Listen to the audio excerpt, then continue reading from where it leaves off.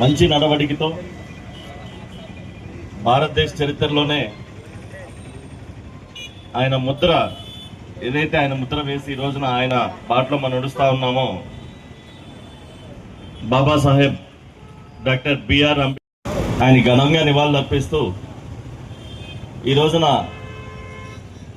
ఏదైతే భారత రాజ్యాంగం నిబంధనలు ఆ స్ఫూర్తితో ఈరోజు మనం నడుస్తూ ఉన్నామో ఒక అభ్యున్నతికి సంఘంలో ఒక మంచి అట్టడుగున వర్గాల వారందరికీ కూడా అందరికీ సమానంగా ఫలాలు అందాలని చెప్పే ఒక స్ఫూర్తితో ముందుకు సాగుతూ ఉన్నాం.